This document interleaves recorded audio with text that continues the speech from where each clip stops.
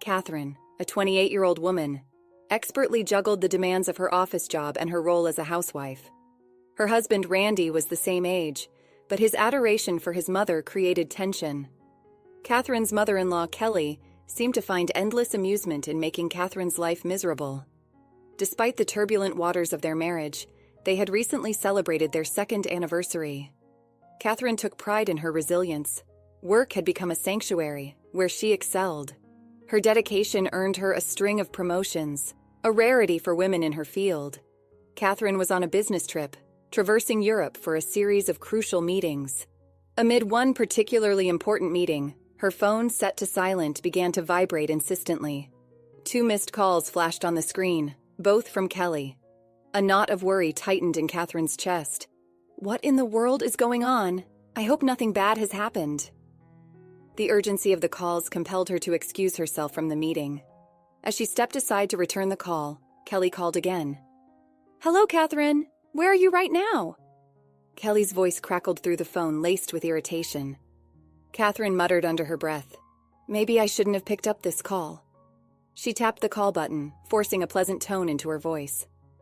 "Hello, Kelly. How are you doing today? Is there something urgent?" "I just asked where you are, Catherine," Kelly snapped. Catherine, though used to her mother-in-law's arrogance, felt her annoyance rise. She was in the middle of a critical meeting and didn't want to prolong the conversation. "Sorry, didn't Randy tell you I'm on a business trip? Can I call you back as soon as I finish?" "Of course, Randy told me. What are you doing leaving your house and husband alone? Come back home immediately." Kelly's demand was as sudden as it was unreasonable. "I'm sorry, Kelly, but I'm in the middle of an important meeting." Catherine tried again. "I can't just—" Kelly cut her off, her voice dripping with disdain. "You're so bossy, even though you're just Randy's wife. I don't care for your reasoning, just come back home this instant. Today is a very important day. Do you understand me?" Kelly's frustration was palpable. Catherine's mind raced. Today is an important day. Kelly was being deliberately evasive, refusing to explain the reason for her frantic summons. "Why? Why is today so important?" Catherine pressed. Kelly's voice took on a smug tone. "We're going to celebrate my 60th birthday today." Catherine was taken aback. Kelly's birthday wasn't supposed to be until the end of the month. They had planned a surprise celebration at a nice restaurant, a plan that had been agreed upon by both Randy and Kelly. The audacity of it all, to demand Catherine return on a weekday, in the middle of her business trip, for a birthday that wasn't even supposed to be for weeks, was staggering. Kelly's bullying tactics were becoming increasingly unbearable. "As I said before, I'm on a business trip right now, so I can't come home," Catherine stated firmly.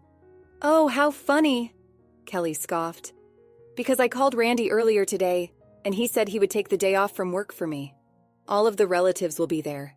Only you, Catherine. Work, work, work. You're so cold. What do you think of your own husband's parents?" Catherine knew if she let Kelly continue, the tirade of sarcastic insults would never end. Still trapped in the meeting, Catherine couldn't afford to stay on the phone. "I'm sorry, but I can't go to your 60th birthday celebration, no matter what you say," she informed Kelly. Kelly's sarcasm evaporated. She took a deep breath, her voice laced with icy finality. "Well then, I won't recognize you as family at all. You don't have to come back home at all. It's a divorce. Randy was too good for you to begin with." Without a pause for breath, Kelly unleashed a torrent of hurtful words. Catherine was furious, her heart pounding with anger and hurt. But she refused to give Kelly the satisfaction of a rebuttal. "Oh yes, okay. I'll talk to you when I get home. I'm sorry, but I'm afraid I have to leave." Catherine's voice was flat, devoid of emotion. "What's with that attitude? I told you not to come back. I'll talk to Randy myself." With that final barb, Kelly hung up. Exhausted from the encounter, Catherine returned to the meeting with a heavy sigh. 2 days and several more meetings later, Catherine finally made her way home. The anger and frustration she felt towards her mother-in-law filled her thoughts, blotting out the memories of her travels. As she opened the front door, she called out, "I'm home!" A weary voice answered, "Welcome back." She slipped off her heels, leaving her luggage by the door, and walked into the living room. There, amidst a mountain of cardboard boxes, stood Randy, sweat beading on his forehead as he frantically sealed the boxes with duct tape. "What's with all the boxes?" she asked, her voice laced with confusion. Randy looked up, his expression defeated. "They're all your belongings." Catherine's heart sank. Randy explained that Kelly had indeed held her 60th birthday celebration, without Catherine. She had regaled everyone with tales of Catherine's neglect and arrogance, painting herself as the victim. To top it off, she had announced her intention to force a divorce and send Catherine back to her parents' house, deeming her unworthy of her son. Catherine wasn't surprised. This was classic Kelly. "And then what happened?" she asked, bracing herself. "So your mother told you to get a divorce, and you agreed to it?" Randy's shoulders slumped further. "No, I didn't exactly agree to it, but she told me to pack up your stuff, and I didn't have any other choice but to do so. What can I do about it?" His voice trailed off into a defeated mumble. "What does that mean, you didn't argue with your mother? Does that mean you're okay with the idea of getting a divorce?" Randy explained that his father, Peter, had also advised him to comply with Kelly's wishes. "If Kelly gets in a bad mood, I'll have a hard time, so you better listen to what she has to say." So, he had readily accepted the divorce. Catherine was stunned. What in the world is he doing, accepting the divorce so easily? What is it with Randy's family? A father who is controlled by his wife and a son who adores and obeys his mother. No one seems to want to take my side. As Catherine stood there, speechless and dumbfounded, Randy pleaded with her, his eyes filled with a desperate plea. "What my mother says is absolute. It's just until her mood is back to normal and things cool down. Yes, it's just a sham. This divorce is a sham. I'll come for you when things cool down." Catherine wished he would use those pleading eyes on his mother. How is it that a big man like Randy is so seriously afraid of his mother? Oh my gosh, there is no way to save you. She almost felt a wave of self-loathing, wondering what she had seen in this man to make her marry him. But then, a thought struck her. Wait a minute, maybe this is a good chance for me to think about it. Even if she stayed with Randy, Kelly would continue to torment her, always holding the threat of divorce over her head. Maybe I was very lucky to get a divorce from Randy without much trouble. And I have enough income to support myself. Even if I have to live alone, I won't be lacking in anything. In an instant, it was as if a fog had lifted from her mind. She looked at Randy, her voice firm and resolute. "Fine then. Yes, let's get a divorce." As soon as she said the words, she called Kelly. "Hello?" Kelly answered after 3 rings. "As you wish, we are getting a divorce," Catherine stated calmly. Kelly's voice was triumphant, practically bouncing with glee. "Yes, please go away. Get out of Randy's house. You finally figured out that you're not good enough for Randy, didn't you? I am so relieved. Don't worry. I'll find Randy an obedient, pretty, and parent-friendly wife this time. I'm sure Randy will be in great demand." "That's right. I'll take care of my son until he finds his next wife. So don't worry about that either." After exhausting her repertoire of sarcastic remarks, as if for the last time, Catherine spoke. "Well, don't misunderstand me, Mother," she said casually. Kelly, still riding the wave of her good mood, replied, "Well, aren't you a sore loser? Well, don't mind me. Oh yes, by the way, Catherine, I got the divorce papers from the city office and gave them to Randy. So don't forget to sign them." And without a word of farewell, she hung up. Randy, who had been listening to the conversation with a mixture of apprehension and relief, looked at Catherine. "Is Randy stupid? By the way, honey, does your mother know that you are a full-time house husband?" Catherine asked, her voice laced with disbelief. "How can I tell her that?" Randy retorted, his voice taking on a defensive tone. "My mother lives for the fact that I'm a member of the elite and work for a major company." Oh, that's right. Come to think of it, there were hints that he never told the truth to Kelly. Randy always wore shabby sweatshirts at home, but when he went out to meet Kelly, he would meticulously dress in a suit. During the day, he would pretend to be at work whenever Kelly called, perpetuating the illusion of his successful career. Kelly had bragged at her 60th birthday celebration about Randy being a kind son who took time off from work to attend. She had also boasted that with his status, he would find a more obedient and prettier wife than Catherine in no time. I am sure that such things will naturally come to light once we get divorced. But to Kelly, who saw her son as omniscient and brilliant, Randy would never dare to say anything that would shatter her illusions. Catherine doubted Kelly would ever suspect that her elite son had quit his job at the major company almost a year ago. Her elite son, her status symbol, was now, in truth, unemployed, a full-time house husband. Randy had quit his job after a major mistake that had resulted in a written apology, a demotion, and a pay cut. He had probably never told his mother about this humiliating incident. It seemed that Randy had been deeply affected by falling from grace, by losing his position on the smooth-sailing road of the elite. Kelly's pampering and spoiling had left him weak and sensitive. When he had to face the consequences of his mistake, he experienced panic attacks and nausea, unable to even leave the house, let alone go to work. At first, he had called in sick and used up his paid leave, but eventually, he had stopped calling altogether, racking up unauthorized absences until he was finally fired. Now it seemed he had no intention of finding another job, relying heavily on Catherine's income. Randy was still unable to tell Kelly the truth, knowing her reaction would be explosive. Catherine was slightly disappointed that she wouldn't get to witness Kelly's reaction when the truth inevitably came out. She will probably be shocked to the point of having a stroke. However, it's not my problem anymore. "This is just a cover to convince my mother, okay?" Randy said, handing her the divorce papers. Catherine submitted the papers immediately and signed a contract for a new apartment, moving out as soon as possible. A month later, she received a call from Kelly. She was surprised to hear from her ex-mother-in-law, wondering what she could want.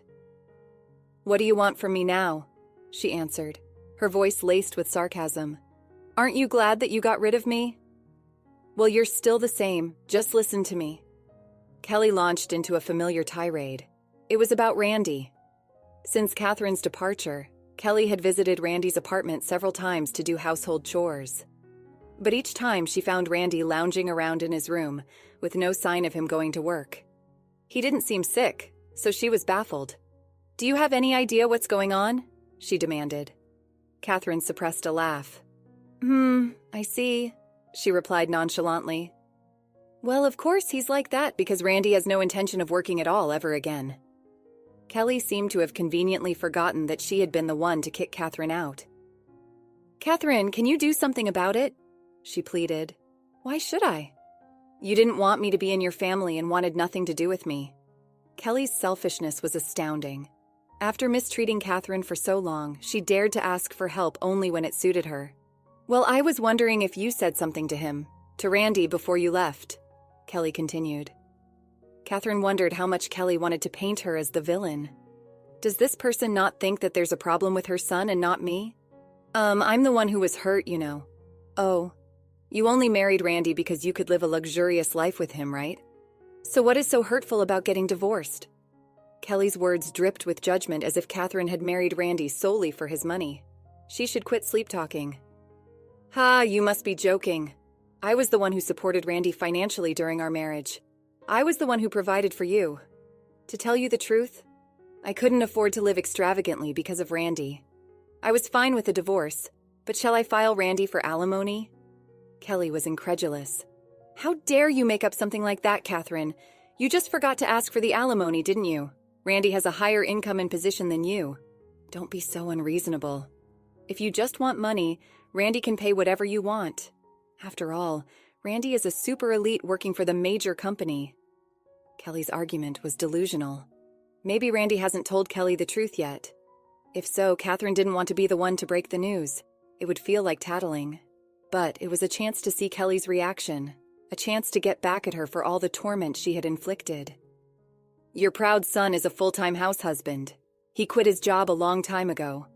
Kelly's voice erupted in a furious shriek. "What? You are lying!" Catherine pulled the phone away from her ear, her anger rising. "Why don't you check with the company? Anyway, you'll know who is telling the truth." Kelly fell silent for a moment.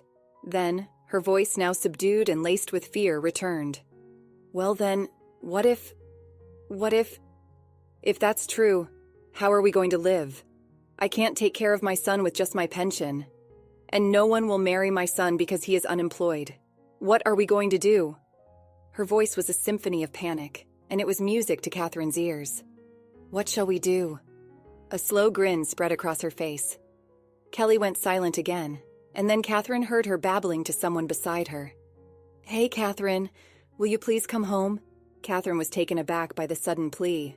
No, we're already divorced. I wouldn't come back to your family if heaven and earth turned upside down. Then she heard a commotion in the background, a man's voice shouting, I told you that I would come get you back when things cool down. It was Randy. Yes, you could remember. Marry my son again, you know. What are you talking about? No way. I wouldn't do it for the world. Don't joke about this, Catherine. Thank you, seriously. Okay. I made sure to remind her not to regret it the last time we talked on the phone. And I don't want to be involved with a son who loves his mother too much, or have any more toxic mother-in-law relationships ever again. I did what you told me to do, so could you please stop changing your mind so much? But there's a bit of a verbal jousting thing going on here. It's not like you take my words this seriously. You've been talking back to me with a nonchalant look on your face no matter what I said, haven't you? I didn't think you'd divorce my son, you know. It seemed Kelly hadn't expected such a firm refusal. Well, I was just putting up with it, Catherine retorted, her anger resurfacing. Besides, Randy packed up my stuff and kicked me out without any of my say in it. She lashed out, reminding Kelly of her cruel actions. You see, that was just a prank. Kelly tried to downplay the situation. Prank, huh? I think it's even worse than that. Catherine was disgusted by Kelly's attempts to trivialize her pain. She glanced at her watch, realizing it was almost 1 p.m. Her lunch break had been wasted on this futile conversation. Kelly, are you done now? What, Catherine? What did you say? Kelly's voice had taken on a saccharine tone as if a sweet voice could erase her past behavior and elicit a favorable response. Catherine was not fooled. I'm going to hang up now. I have another meeting in a few minutes. I have to look over some documents. As she pulled the phone away from her ear, she could hear Kelly's frantic pleas. Wait, Catherine. Hey, Catherine, say something. Then she heard Kelly berating Randy. Randy, you didn't do it right, and this is what happened. In the end, Kelly probably blames others for everything that doesn't go her way. It makes me sick just listening to her. Catherine mercilessly pressed the end call button and blocked Kelly's number. Later that day, Randy contacted her, persistent in his pleas to get back together. Seeing an opportunity, Catherine asked her lawyer to pursue alimony. Randy's family, perhaps intimidated by legal action, immediately paid the alimony in a lump sum. It seemed the money had been advanced by Catherine's ex-in-laws. This, in turn, had caused friction between Randy and his parents, who were now constantly hounding him to find a job. I wonder where the former elites have gone. It seemed Randy had moved back into his parents' house, unable to afford the rent on his apartment. He blamed his parents for the divorce, and it seemed they were all living off their pension and retirement savings. Like parents, like children. They seemed to be blaming each other for each other's sins and refusing to reflect on their actions. Catherine had heard rumors that they were planning to apply for welfare. I hope that the government will make an effort to correct Randy's family's personalities while they still can, because it is impossible to be selfish with the government. As for Catherine, her proposal for the business trip had been accepted, and a new major contract had been signed. She had received yet another promotion, with a higher salary, and was living a fulfilling single life, free from the torment of her in-laws and financially independent. If I ever have the opportunity to get married again in the future, I would do a background check carefully to avoid a husband who loves his mother or to avoid crazy in-laws. Let's conclude the story shortly. Catherine, free from the shackles of her toxic marriage, thrived. Her career soared to new heights, each success a testament to her resilience and hard work. The torment of Kelly and the suffocating dependence of Randy became distant memories, fading into the background of her fulfilling, independent life. She had learned a valuable lesson, a reminder to always prioritize her well-being and to never settle for a love that demanded the sacrifice of her dignity and self-respect. The world was full of possibilities, and Catherine, with a newfound clarity and strength, was ready to embrace them all. After experiencing the full journey of our story, we'd love to hear your thoughts. How did the story resonate with you? Don't forget to like, subscribe, and stay blessed. Thank you for watching, and see you in the next story.